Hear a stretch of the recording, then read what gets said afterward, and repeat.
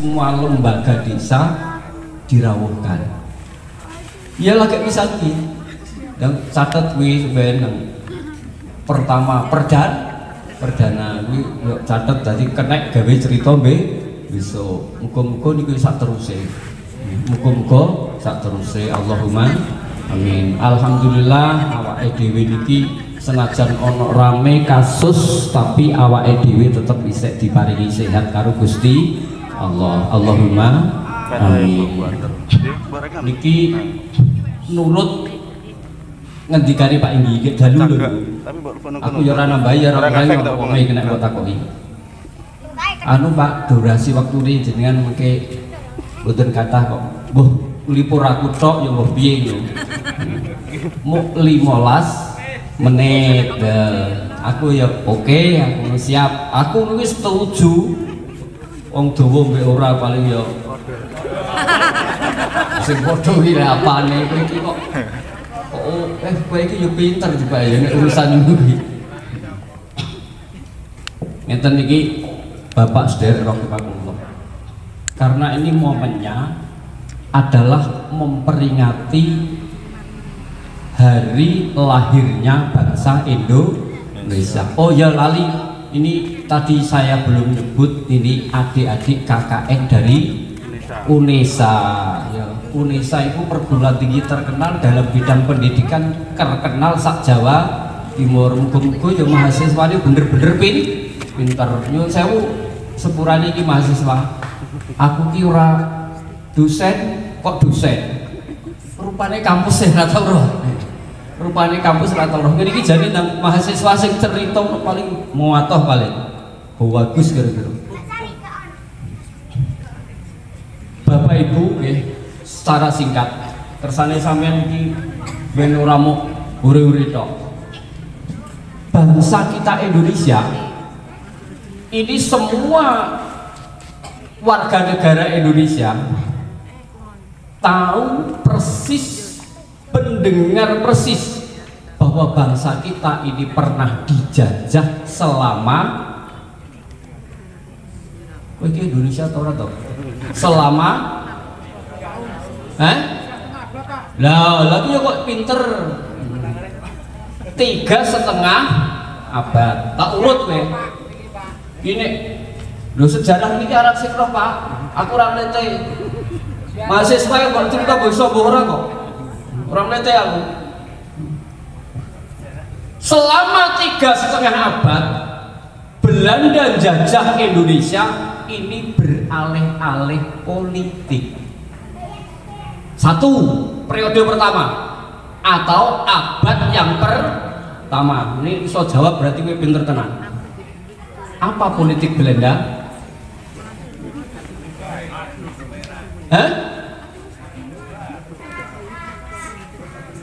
Aduh domba. Gue lagu di Roma iki. Rungokno iki aku ngene iki ora guyon iki tenanan. Ben rodok sampean ben rodok mudeng. Ora tau dipikir mbek wong ora tau dipikir. Abad yang pertama Belanda datang ke Indonesia, periode awal apa politik Belanda? Politiknya adalah menerapkan politik monopoli dagang yang pada saat itu punya organisasi namanya VOC, singkatan Vir Inide of Indische Company. Wes pokoknya bener mbok salah sanggep bener ngono. Kuwi suwata iki tenan rekam kuwi.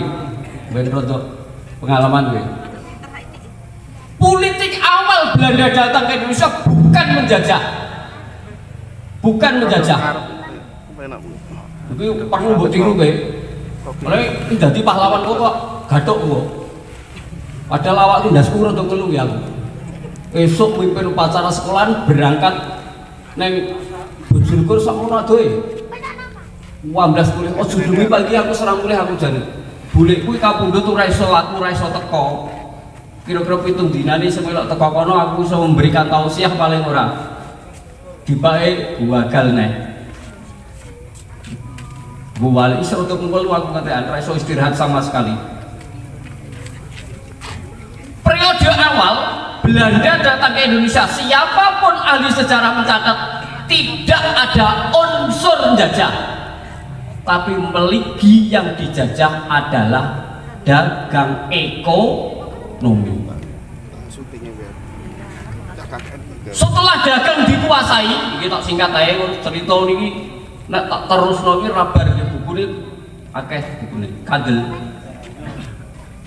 Yuk bayarnya beri yuk larang sekolah ini bayar larang dulu.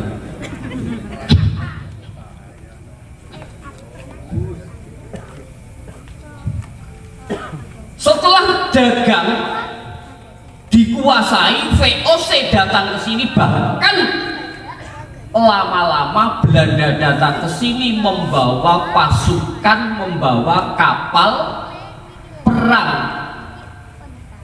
Datang pertama di Banten, di Jawa, dipimpin oleh Cornelis de Houtman. Nah, aku kan tahu guru sejarah.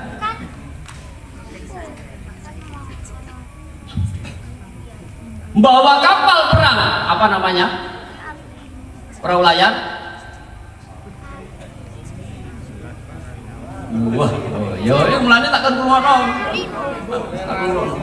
Kapal dagang Belanda, kapal perang Belanda yang dibawa ke Indonesia beratus-ratus mendarat di Indonesia dengan membawa kapal namanya kapal Honi.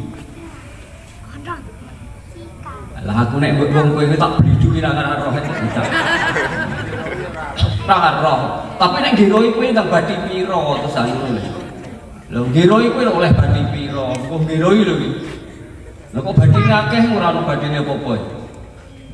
Kapal Honi. Setelah merasa berhasil, Belanda merebut kekuasaan dagang monopoli yang namanya VOC.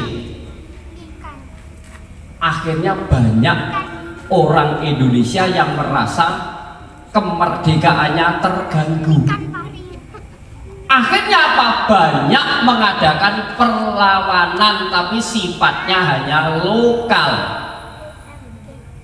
Sifatnya hanya lokal. Dan karena lokal, maka perlawanan bangsa kita itu belum berhasil, bahkan rata-rata hancur. Politik yang kedua, Belanda datang ke sini baru karena banyak perlawanan ya, banyak perlawanan, bahkan perlawanan bangsa Jawa ini luar biasa Pak. Utamanya perlawanan yang paling ditakuti Belanda ini adalah Kesultanan dan para ulama, para kiai. Apa langkahnya Belanda? Akhirnya membuat sebuah politik yang dijawab tadi, namanya politik adu domba. Bahasa Belandanya apa? Kayaknya sih ngiling. Bahasa Belandanya adalah divide et ambra. Yo apa tuh aku nggak apal kok, yo balik tuh aku.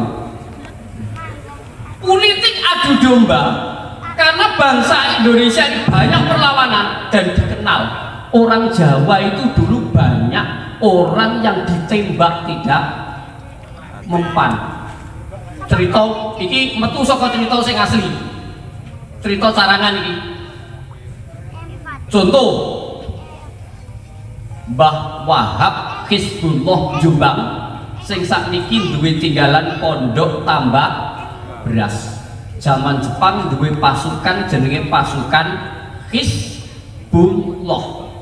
Hizbullah anggotane piro? 40 Pak. Pimpinannya Mbah Wahab. Kiai 40 melawan Belanda. Syaratnya nek melok kelompok Mbah Wahab satu adalah tidak boleh bawa senjata apapun. Ini aneh, kiai ini. Perang tapi tidak boleh membawa senjata apapun. Mbah Wahab gawanane serban. Teng londo diantem serban ajur. Mbah Wahab diantem bom ora mempan. Sakniki kiai gawanane diwalik. Gebiyen serban nek saiki dikawal karo ban saiki dadi kok kiai nggo serban rapatek geren. Rapatek takuti diwalik jenenge saiki banser. Asline sausane kok serban diganti banser bahasa apa banser iki?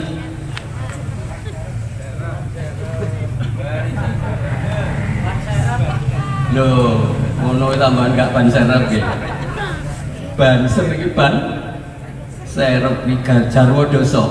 Lane asale biyen Mbah perang karo Londo, perang karo Jepang.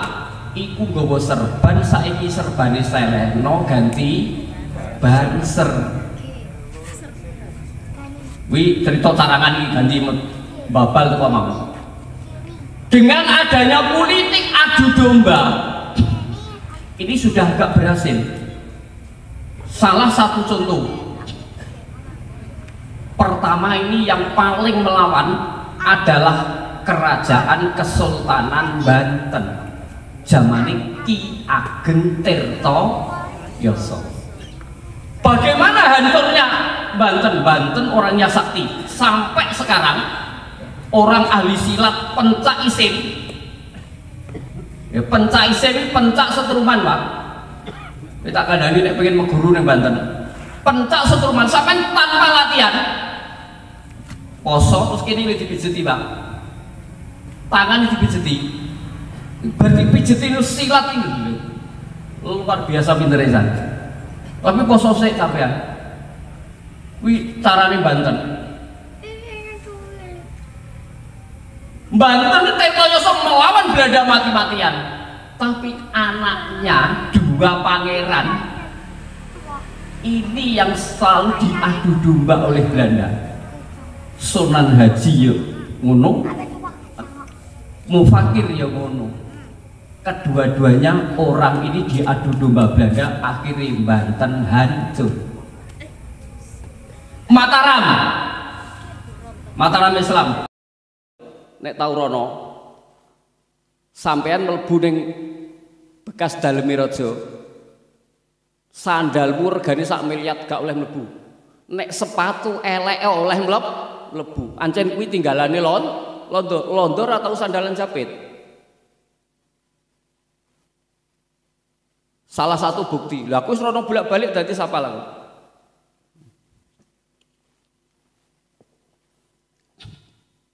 Ketiga, sekitar abad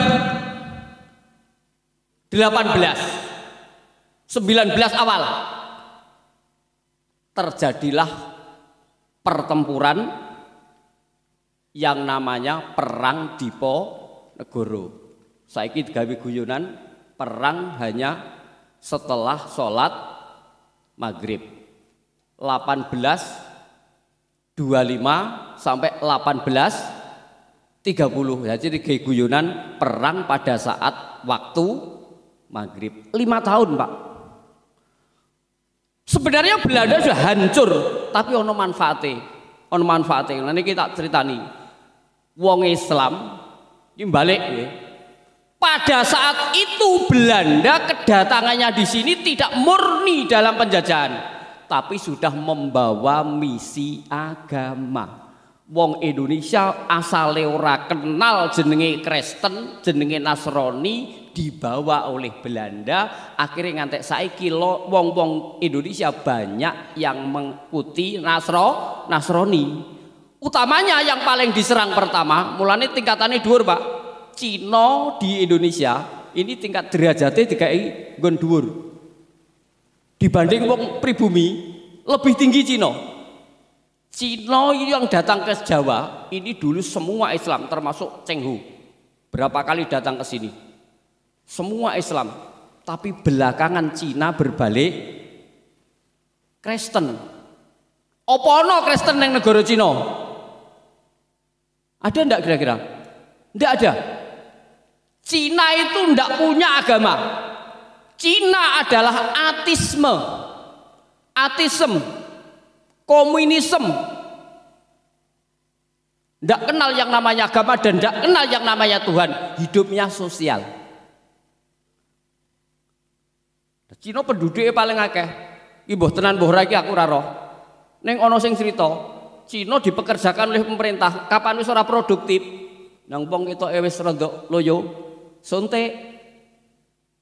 Yang terus mati, baris mati. Anggere ketoke seloyo suntik. Mati san. Apa dijagal ya ora enak wae. Lah wong kono ora kenal dosa ngancene ora ono Tuhan. Kenapa di sini kok mayoritas Kristen? Ini Belanda. Ketika perang Diponegoro antara agama dan agama sudah berbeda.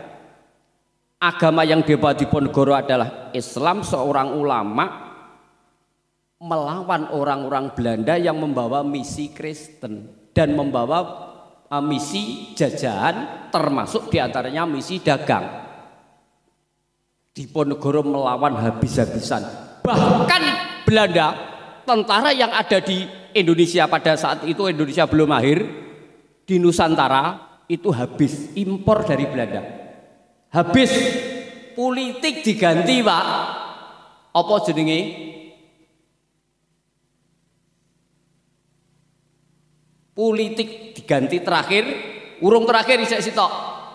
Namanya adalah kultur stelsel.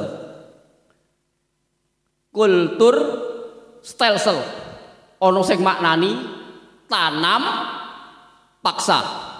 Semua lumbung-lumbung pangan bangsa kita direbut, ada yang dibakar. Orang tidak boleh nanam makanan, tapi sing ditanam jarak, sing ditanam kapas yang menguntungkan bangsa Belanda. Kita kok mbah-mbah sing tahu menangi londo. Politik ini berjalan sampai berpuluh-puluh tahun. Bangsa Indonesia nggak bisa apa-apa. Tapi masih banyak perlawanan. Dan yang terakhir tahun 1900-an politik diganti lagi. Namanya adalah politik etis, politik balas budi. Apa buktinya? Nggih bliduk wong sing dibliduk ora ana liya kejaba generasi-generasi muslim, para ulama, para kiai. Contohnya nek saiki kiai kayak proposal dan terus oleh menengahi. Jane ape rodok pokal saite proposal oleh leren. Wis ngono kuwi contone. Paling saiki jek ono. Kowe kok iso ngarani ngayang kok iso. Aku yo mok paling ngono ae mbah honorane aja ora roh aku ora nuduh.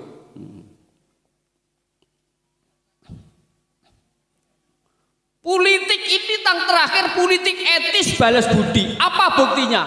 Tahun 1920. Apa yang dilakukan Belanda? Membangun rel sepur. Eling-eling kowe. Sepur ning Indonesia ning Jawa iki lho. Iki diwiwiti dibangun tahun 1920. Indonesia rong lahir.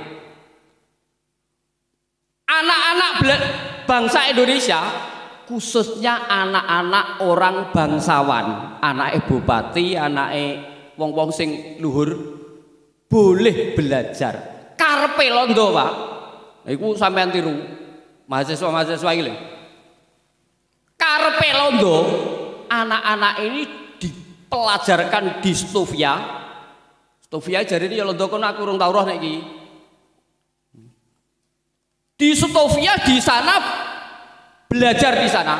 Bahkan yang paling banyak adalah jurusan kedokteran. Tapi kok hebat jadi pahlawan. Ora ana tukang nyuntik ora enek. Eling-eling iki mahasiswa iki. Wis senajan jurusan pendidikan tapi hebat apa? Aja sarjana ekonomi nang apa ternak sapi yo mati, ternak bebek entek, ternak mentok yo meyak-meyok, wis.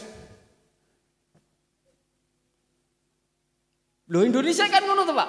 Sarjana ekonomi lho ora karo-karuan.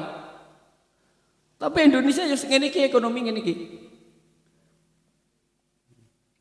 Ya ora aku membakar semangat iki karo mahasiswa-mahasiswa iki. Pola pikirnya ben rada dhuwur. Dosen ora tau ngandani ya wis aku sing ngandani. Jadi jangan hanya mengandalkan sampean jurusan apa-apa ndak masalah. Jurusan kedokteran tapi pahlawan luar biasa.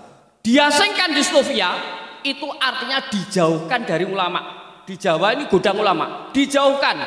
Di sana diberi pengetahuan agama baru yaitu agama Nasrani. Tapi hebatnya, iki hebatnya, mahasiswa yang datang di sana dipimpin karo Muhammad Yamin, ketua BEM Muhammad Yamin iki, ketua BEM nang Slovia. Muhammad Yamin iku wong teko Bukit Tinggi Sumatera Barat. Oh iya Yamin Mladen iki ora melok pas kuwi kok.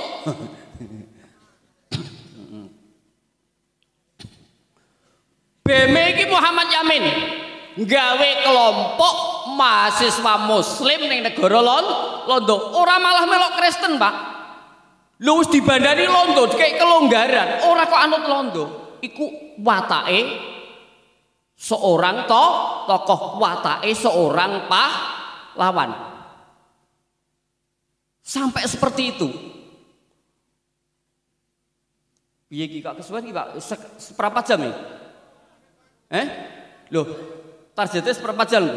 Lah apa di episode ngono piye? Kowe iki los model kuwi.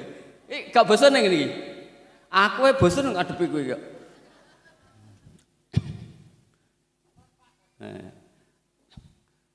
Lho padahal kula niku Pak Nyun Sewu, aku ngomong jujur. Saya itu menghadapi masyarakat Bom Melati kadang ya mikir, Pak. Tapi saya ndak punya nyali seperti orang lain. Wong-wong kadang bar ngomong ini jero ati utawa kadang muni, aku kipit ngomong apa? Ya entek tenan Pak, ra iso ngomong kok. Ora ketanggo tak omong napa ya sembuh aku menengahe. Ya ora tahu aku ngomong. Aku ya duwe pikiran, lah ya tak omongi terus gak bosen ya wong-wong iki. Ana sing unik neh. Wong iki diomongi rada bosen tapi ndek gawe saiki. Aku diceluk kongkon ceramah tak gawe suwi tambahan. Wong sing rada luwi tak suwekno tambahan ora aku tak gelisno, tak suwekno. Lho apian aku. Aku nek nggarap wong tambah halus, Pak.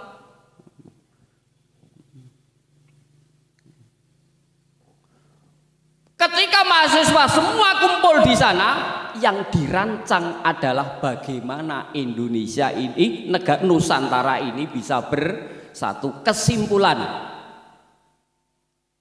wong iku apa wae, iso pinter, iso mandiri, iku nek wis keadaan kepepet, wis cara pitik tarung wis keok. Loh, 1920, 1900 mulai itu Belanda sudah mengadakan politik etis. Mulane ning Jawa.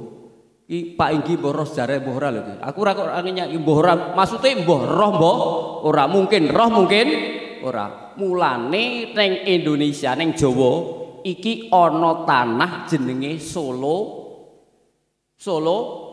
Kok kleru. Solo Pelei, masa Allah iki kok petengane lali kok aja neh kok. Asale ra iso. Wah, ya mbah nek ngono. Ora ana wong duwe sak donya yang namanya Solo Pelei. Dek piye tau ora Solo Pelei, Dra? Nggih. Solo Pelei, ya wis mbah son diramu pokoke. Bebas mawon. Neng Plumpang ana kali Bangi ya le, jenenge kali Apur. Nah. Roe mok terteka bangai. Kali kae jenenge Kali Afur. Afur iku bangsane basa Londo. Kenapa begitu? Lah tak critakno. Iki politik etis. Nalika semono Londo wis gagas dalan sepur digawekno, Bengawan Solo yang sering banjir mau dipecah menjadi dua. Tanah itu dimiliki oleh pemerintah, mulane jenenge Solo Pelei, rata-rata daerah Bonorowo. Mergo Solo kono pancen daerahe Rawa. Mau meneng kabeh ketok iki. Tawanan iki ya.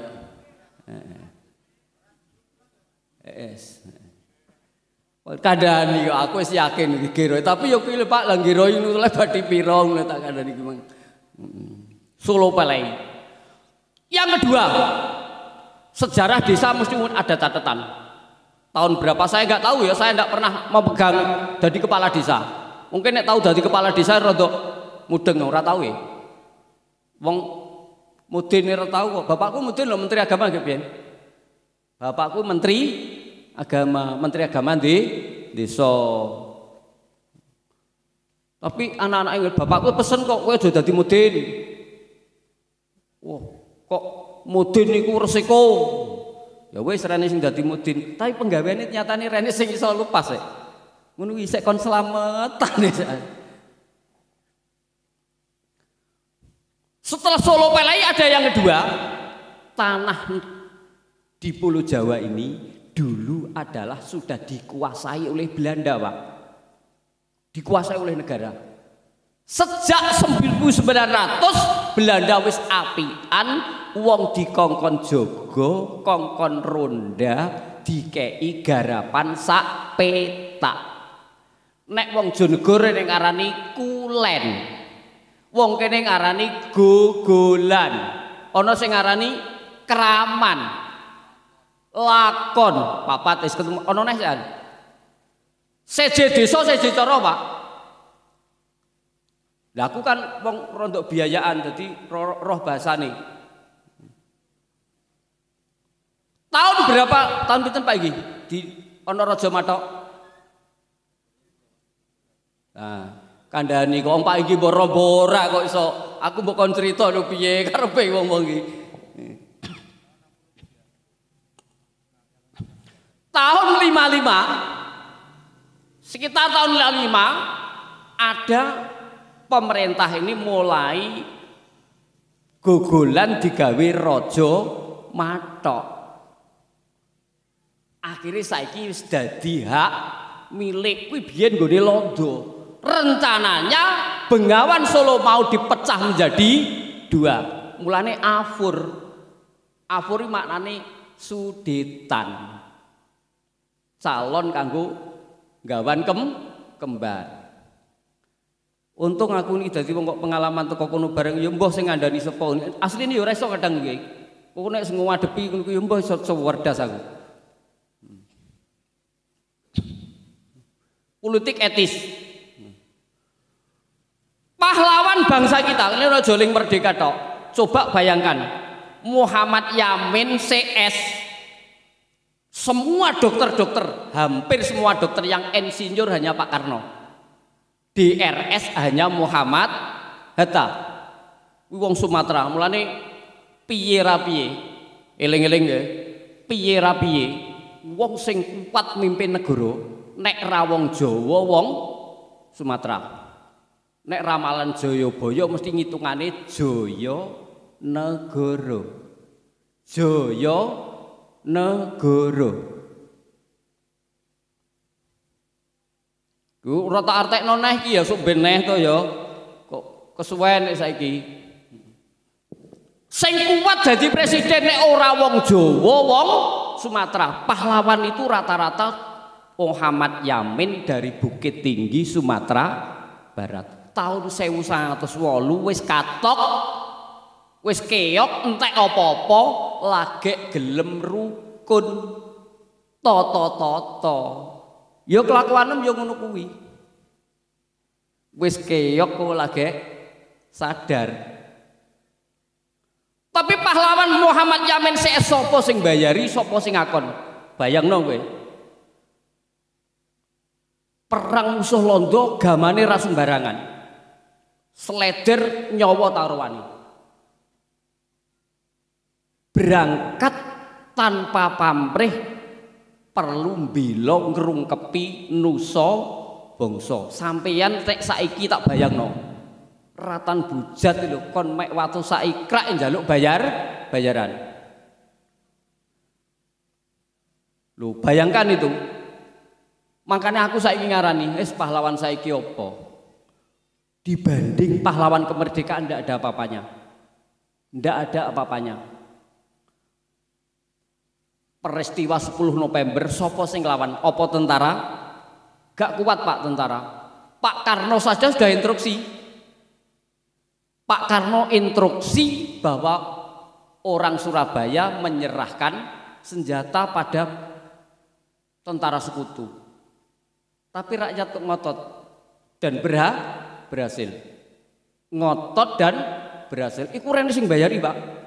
Kaya ngono kuwi sing jenenge pahlawan. Mulane patut kita kenang, patut kita hargai dan patut kita doakan. Mulane kita renungkan ya, kita renungkan. Nek awake dhewe saiki mek karek ngenggoni kloso gumelar, bangsane wong Jawa, karek nglungguhi kloso gumelar. Itu bagaimana caranya bangsa kita ini menjadi bangsa yang maju. Kita ini karek cara manggon karek manggon ra melok rekoso ra roh loro. Sing loro rekoso ora melok mangan. Saya secara pribadi sering tanya, saiki terus anake Pak Dirman. Lho ngerti bayangno ngono Pakku. Anake Pak Dirman ono sing dadi pejabat apa ora ya? Lah nek kaya anake Pak Dirman diistimewakan ya pantes wong perjuangane Pak Dirman ngono. Anake Muhammad Yamin itu penggagas rumusan Pancasila pada tanggal 29 Mei sampai terakhir tanggal 1 Juni Pak Karno yang memberi nama Pancasila. Tapi rohnya Pancasila tanggal 22 Juni digagas oleh panitia 9 di bawah pimpinan Pak Karno. Akhirnya ada preambel pada pembukaan, rohnya undang-undang di situ. Itu digagas oleh bangsa Indonesia piye carane. Mulane iki rahasia Pancasila, Pak. Pancasila wis diutak-utik. BPUPKI itu adalah berhak menapung aspirasi dari segala penjuru. Sumatera piye? Maluku bagaimana? Yang dulu urung ono Kalimantan, Pak. Sumatera itu namanya Andalas ya. Terus Sulawesi Celebes. Kalimantan Borneo, satu provinsi. Borneo. Sunda kecil. Jawa wis dadi telu. Maka lahirnya bangsa Indonesia merdeka tanggal 17. Tapi nek sampean takoni kapan lahirnya Indonesia? Tanggal 18 Agustus secara resmi meresmikan dasar negara Pancasila dan Undang-Undang Dasar 45 yang sampai sekarang Pancasila sudah digagas, disesuaikan dengan bangsa Indonesia. Mulane ojo pisan-pisan ya, ojo pisan-pisan. Mbok anggap ora relevan, ora cocok, kudu diganti ini. Sebenarnya yang punya gagasan itu tidak pernah baca sejarah. Dene iso ya Pancasila ya hafal to, Kang. Jadi bunyi Pancasila itu sudah luar biasa digodok sampai 22 hari. 1 Juni sampai 22 Juni digodok dan berbagai usulan aspirasi. Akhirnya jadilah Pancasila sekarang. Hanya satu yang dirubah. Bunyi sila pertama. Dulu ketuhanan yang berkewajiban menjalankan syariat Islam bagi pemeluknya. Diprotes orang Indonesia Timur diganti ketuhanan yang Maha Esa. Hanya itu yang dirubah. Nah, akhirnya tanggal 17 Agustus ada perubahan teks. Tanggalnya dulu adalah 8 Agustus. Yang sekarang ada perubahan. Tadi saya baca ketika di sekolahan tadi upacara tanggal 17 Agustus. Dulu Tempo, saiki digawe Tempo. Dalam tempo, saiki dalam tempo yang sesingkat-singkatnya. Ya, ini kita kenang ya, tanggal 18 Agustus lahirlah negara kita diberi nama Indonesia. Dasarnya Pancasila, undang-undangnya tetap menggunakan Undang-Undang 45 yang sudah digodok, disusun sebelum Indonesia merdeka. Itu hebatnya pahlawan. Sadurunge wis dirancang. Anehnya terjadi seperti itu, Islam bukan kendo tapi saya suwe saya maju.